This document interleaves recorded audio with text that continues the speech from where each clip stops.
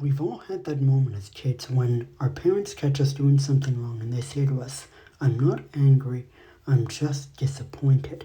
Well, that's exactly how I feel about Superman Returns because I love Superman. He's the ultimate hero, the ultimate good guy, the first ever, and in my opinion, the best superhero ever created. I can think of no other franchise outside of maybe Star Wars that has as much potential for awesomeness as Superman does. And, well, no other franchise has a big history and so much resources to pull from. And when you put all of that together, I'm just going to be honest with you. You have to think about this. Heck, he's almost 90 years old. He's an almost 90-year-old character. Put all that together and you reach one conclusion. There's no excuse for making a really, really, really bad Superman movie. There's not even an excuse for making an average Superman movie, but Bryan Singer managed to do it. In no other franchise would he have easier to make an awesome movie than with Superman, but he screwed it up. It's like you have 90 years worth of story to pull from, everybody knows Superman, so they're going to want to see it no matter what, and finding a bunch of talented actors and writers to work on is not going to be very difficult, because it's Superman.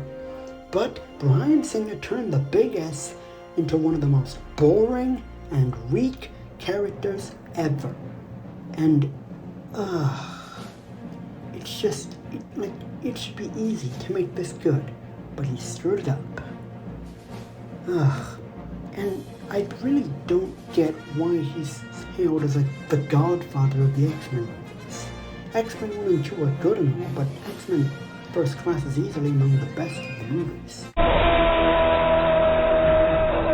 Bryan Singer is a good quality director, but he is far from being a Christopher Nolan or a Quentin Tarantino or even a Ridley Scott even. You see, the difference is that those directors are more than just directors. They have deeper meanings in their films, and their films have, interesting ways of showing their ideas, and they all have unique feels to them. Singer's movies could have been directed by any number of people and still turn out basically the same. He just films the script, and does a good job of that. Now, Singer is more like a manufacturer, while Scott, Nolan, and Tarantino are more like designers. They have their own style and flair that they apply to their products. And when you apply a director's style and flair to their own movie, well, you get 10 tons of awesomeness. But Singer doesn't really have a style. He's more like a hard-working manager, good at his job, but lacking the creativity and vision to see the bigger picture. And I think, the only movie that actually did that was, The Unusual Suspects. But that was a long time ago, and I think that's part of the puzzle of what happened with this movie. We have a mediocre movie made by a mediocre director, but what drives my anger levels from just mild disappointment to total nerd rage is that Singer made this film knowing literally nothing about Superman other than what he picked up from the Christopher Reeve movies. And that is evident in every single detail of this particular piece of crap, except for one thing, and that was an abomination. But I'm getting ahead of myself. Now, let's talk about the first two Superman movies directed by Richard Donner and try to see if we can figure out where Superman Returns is supposed to fit in with them. Now, for its time, I still say that the original Superman was the greatest superhero movie ever made for its time, because no other studio tried to make a big-budget motion picture of a superhero before that. So just as Superman started the superhero's reign in comic books, he also started their reign in cinemas, to the point today where every single movie that comes out nowadays is either a superhero or a pseudo-superhero. And trying to make Superman's powers in the 80s was definitely no easy task. So Richard Donner definitely deserves respect for what he did. And even harder is to make a character like Superman relatable. And in all these ways, the original Superman nails it. Christopher Reeve was awesome as both Superman and Clark Kent, but we knew that already. But that's a very important thing to remember, because finding someone to play Superman is not that hard if they have the right physique. But it is very hard to find someone who can believably play Clark Kent. So, Christopher Reeve basically made two different personalities, and he could swap through one or the other with seemingly effortless ease. And it really made you think that the guy you're watching would have this daily routine as Superman would have. And for me, Christopher Reeve was, and I suspect always will be the touchstone for anyone trying to play Superman. And whoever they cast in the future, the starting point, I say, will always be Reeve. If there was one downside to the original for me, I would say that they messed around with Superman's powers a bit, giving him the ability to wipe memories, to teleport, to freaking make clones of himself, and using his logo as a net thing. What in the world? Anyway, oh yeah, and also giving Zod's and his co-head. But anyway, who cares? The original was filmed long before the CGI of today, so you know what? If they have to take liberties with his powers, that's fine. And plus, now while you might say, oh wow, those are such old school stereotypes, they're so corny, and yeah, by today's standards, they are kind of corny. But hey, what's wrong with a little bit of corniness?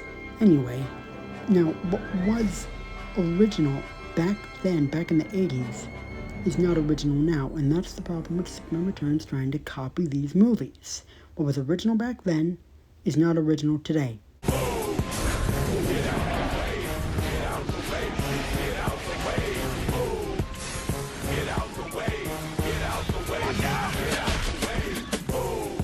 We see superhero movies all the time now, so audiences expect different things. This type of style was unique and original back in the 80s, but now it's just simplistic, unimaginative, boring, by-the-numbers superhero movie that doesn't even deserve the honor of a Superman title, and certainly does not deserve to be shoehorned into the actual chronology of the original movies. Which, by the way, is exactly what Bryan Singer tried to do.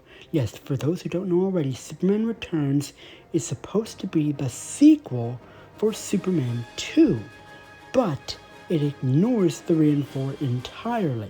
And yeah, 3 and 4 sucked, but for the most part, Superman was still Superman.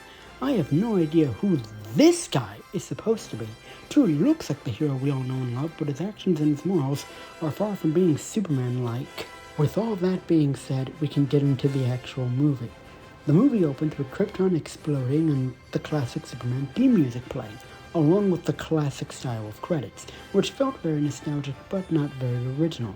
And then we are reintroduced to the devious master criminal that is Lex Luthor. Now remember, it's been 30 years since we've seen Lex on the big screen. Are you ready for his big return?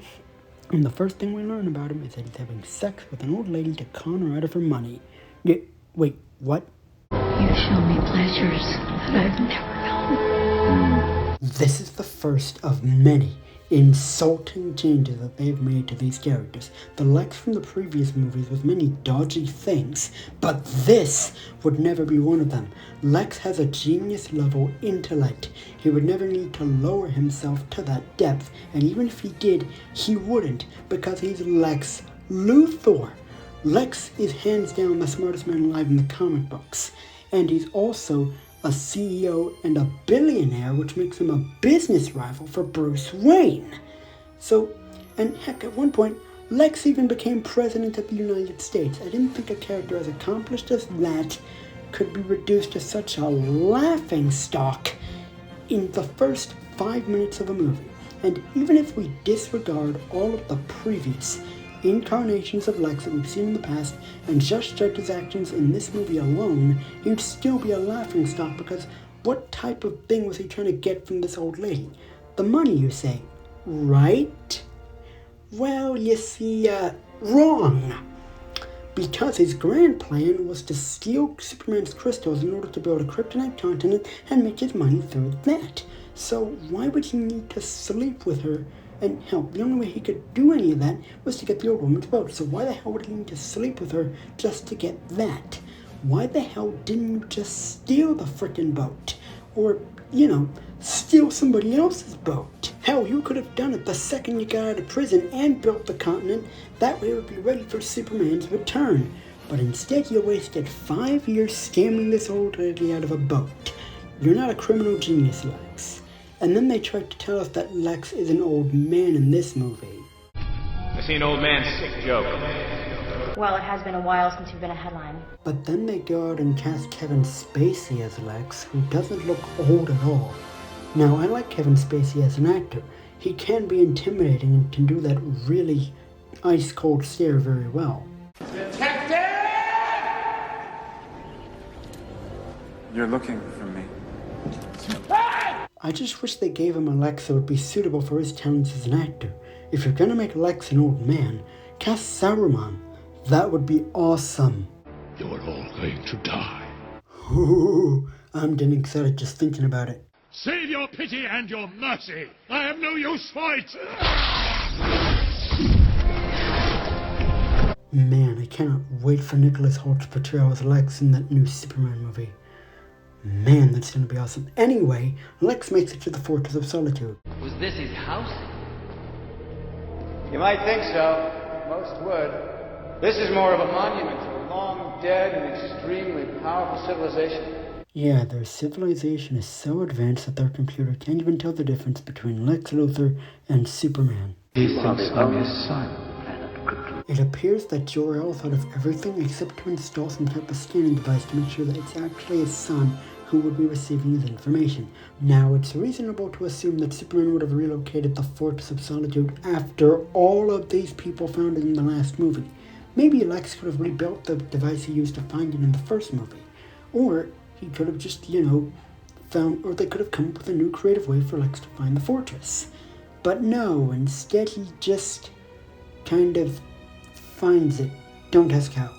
And then he steals all the crystals. And after that we see Superman's return, because according to the text at the beginning of the movie, he has disappeared for about 5 years.